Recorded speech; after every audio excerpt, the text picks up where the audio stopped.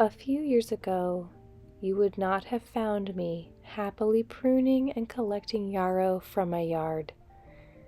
At that time, yard work was a frantic escape from the overwhelm that I felt. Back then, I was drowning in work, raising young children, and the pressure to be successful.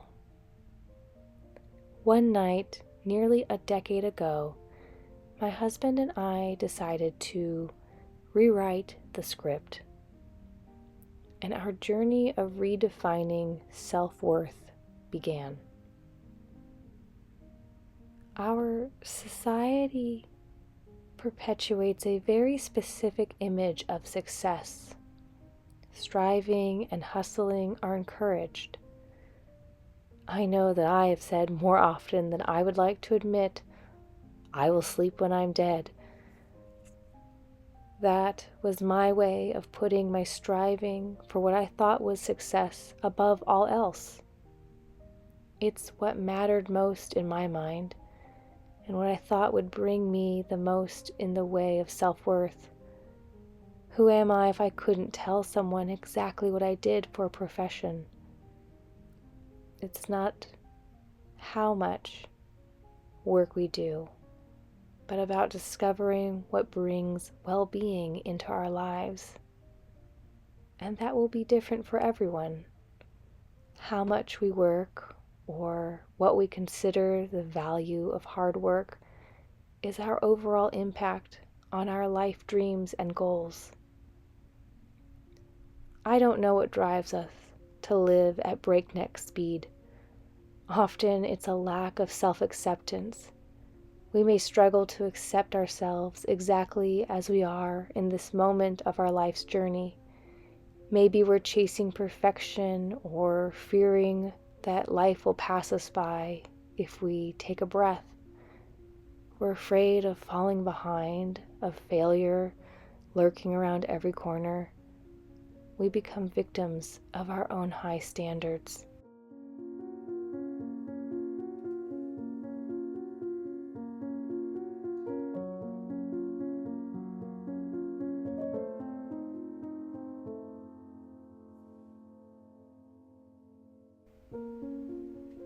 Burning the candle at both ends left me anxious and sick. I was not the mother I wanted to be, and I was the shell of a person I wanted to be for my friends and family.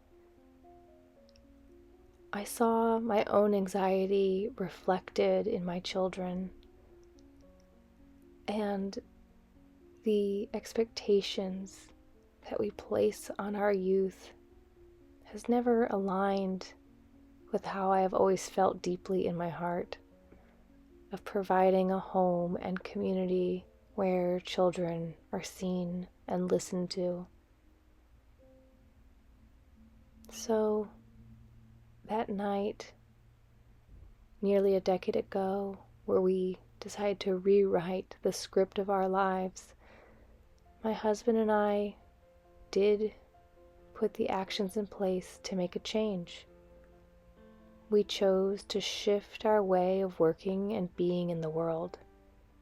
We changed where we lived, moving to our farmhouse in the woods. We transitioned to homeschooling our children and to intentionally living life slower. I can't say that running away to the woods solved all of our fears and anxieties. In many ways, it brought it all to the surface for us to face. Over time, we found comfort in our slower rhythms.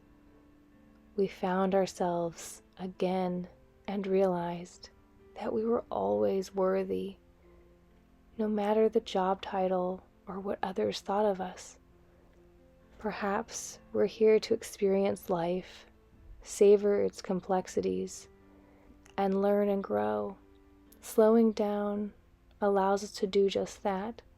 We can truly appreciate each precious moment the sights and the sounds, for we are worthy simply because we exist.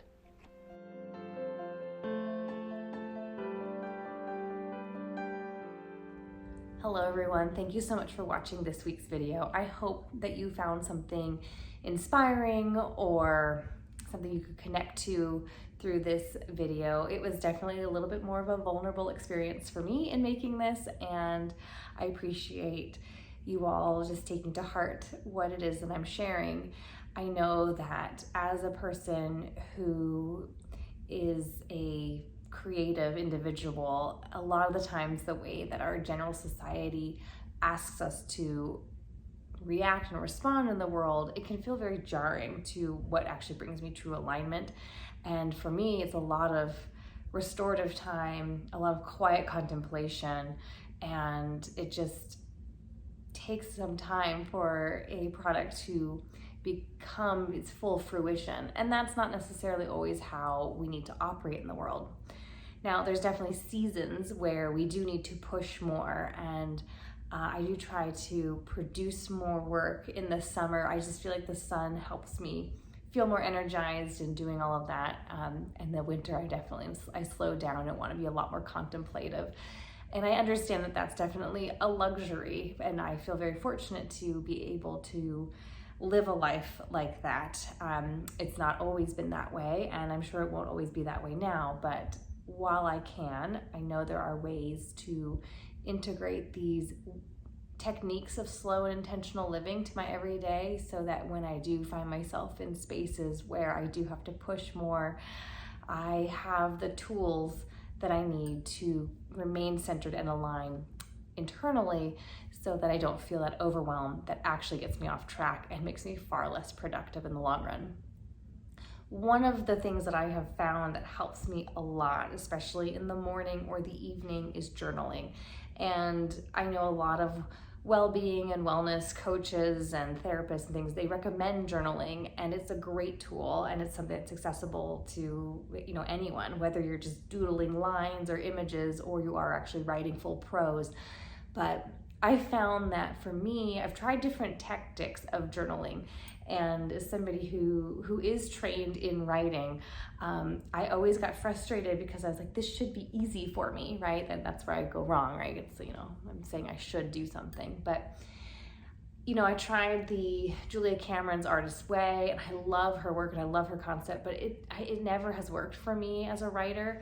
I just find that I sit there and I stare at the page and I'm like, I don't know. And I'll start writing things, but nothing really ever comes of it. So for me, it's not really how I process the emotions.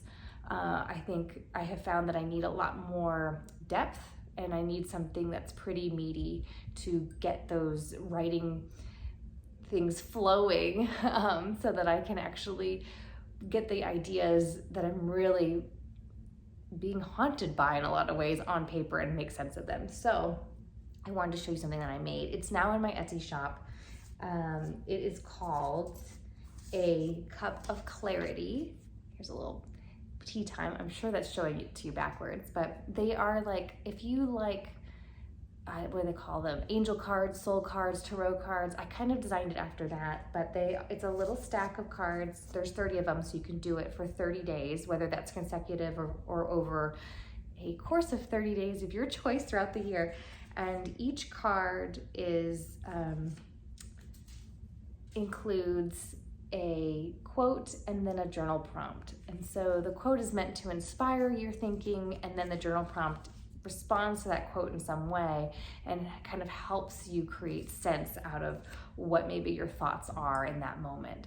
So I've put those into my Etsy shop. It is a PDF download. You'll print them out, cut them out the way you like them, and then you can put them in your little writing corner so that you have them in the morning ready to pull a card and write from. And if this is something that you really enjoy, let me know. I've been using them for a little while now, and I'm really liking them, and I think I might make some more.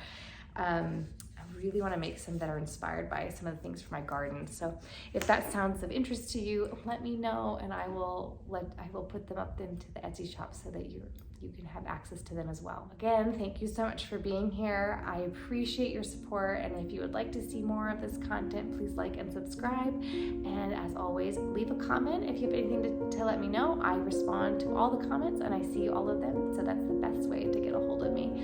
All right, everyone, thank you so much, and I look forward to seeing you